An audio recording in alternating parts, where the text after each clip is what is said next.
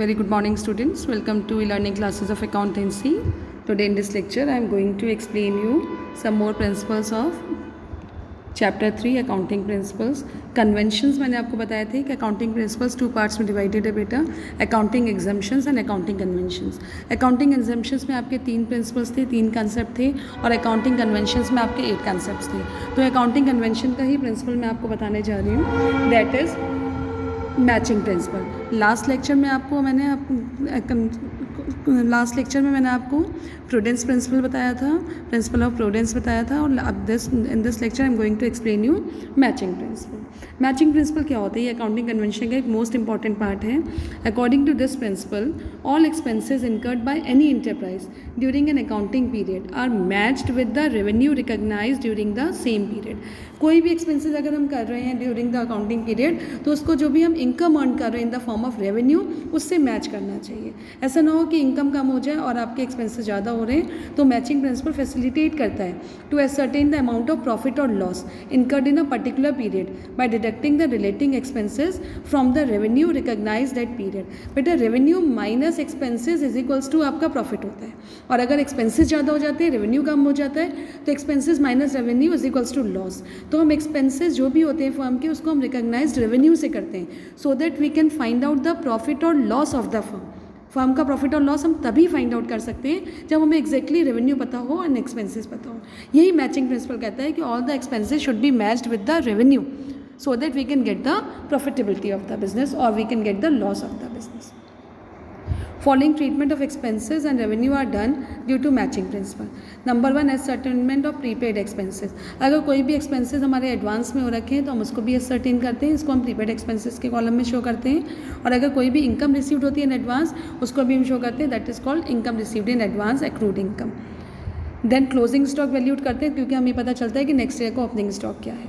Depreciation fixed assets पे find out करते हैं, so that we can get the market value of our fixed assets. ये जो है मेन मोस्ट इंपॉर्टेंट है for the matching principle. Next is dual aspect principle. According to this principal, every business transaction has 2 expect, a debit and a credit of equal amount. बेटा business transaction में अगर कुछ amount debit हुई है तो कहीं ना कोई वो अमाउंट क्रेडिट हो रही होगी किसी के अकाउंट में. For example, Ram purchase goods for cash. Ram ने गुड्स को परचेज करा है कैश में, तो राम का अकाउंट अगर डेबिट हो रहा है तो आपका जो है फर्म का अकाउंट क्रेडिट हो रहा है. इट मीन्स राम ने गुड्स को परचेज करा है, तो goods goes out and money cash comes in. तो कैश अकाउंट में वो अमाउंट क्या हो जाएगी? क्रेडिट हो जाएगी, और सेम अमाउंट राम के अकाउंट में डेबिट हो जाएगी, क्योंकि राम ने गुड्स को परचेज करा है. राम के पास से पेमेंट गया और कंपनी ने रिसीव करा इन कैश, तो cash will be credited and Ram account will be debited, क्योंकि लास्ट में डेबिट माइनस क्रेडिट करके 0 आना चाहिए. In other words, for example, debit there is a credit of equal amount. अगर कोई डेबिट है तो उसका ही क्रेडिट होता है इक्वल अमाउंट का, एंड वाइस वर्सा मीन्स अगर कोई क्रेडिट है तो इक्वल अमाउंट का डेबिट कहीं ना कहीं हो रहा होगा. The system of recording transaction based on the principle is called double entry system. Accounting totally double entry system पे बेस करती है, जहाँ पे हम सारे ट्रांजेक्शन को रिकॉर्ड करते हैं, जिसका ड्यूअल इफेक्ट होता है. कोई अकाउंट अगर डेबिट हो रहा है तो वहीं पे रेस्पेक्टिव अकाउंट क्रेडिट भी हो रहा होता है. Due to this principle, the 2 sides of balance sheet are always equal. इसी वजह से बैलेंस शीट का लाइबिलिटी साइड और एसेट साइड दोनों इक्वल होती है, और इक्वेशन भी बैलेंस होती है, assets is equals to liabilities plus capital. अब देखिए बेटा, इससे आप एग्जाम्पल से समझिए. Ram started business with cash ₹1 lakh. It increases cash in asset side and capital in liability side by 1000. It means assets 1 lakh की आ गई, लाइबिलिटीज प्लस कैपिटल, लाइबिलिटी भी 1 लाख की है, तो 1 lakh is equals to 1 lakh. तो ड्यूअल इफेक्ट प्रिंसिपल अकाउंटिंग में use होता है, जहाँ पे किसी भी एक ट्रांजेक्शन का डबल इफेक्ट होता है. अगर कोई एक अकाउंट क्रेडिट हो रहा है तो वही रेस्पेक्टिव अकाउंट क्या हो जाता है? आपका डेबिट हो जाता है. It is called dual effect principal.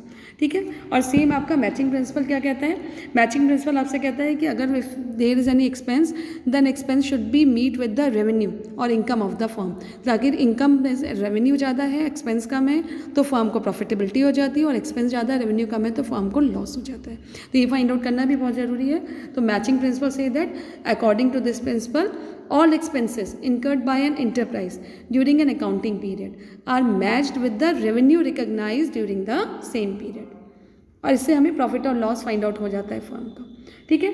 और ड्यूअल एक्सपेक्ट, पूरी अकाउंटिंग ड्यूअल एक्सपेक्ट पे बेस्ड है बेटा।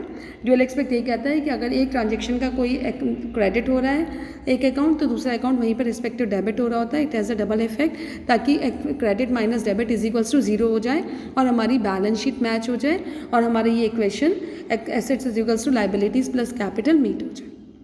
These are the two convention जो आपके सारे बिजनेसमैन फॉलो करते हैं और सभी जगह पे ऑल ओवर द वर्ल्ड आपके यही प्रिंसिपल्स फॉलो होते हैं जहाँ पे हम डबल एंट्री सिस्टम को रिकॉग्नाइज करते हैं। I hope you all have understand बेटा, note down it in your copy. Thank you and have a nice day.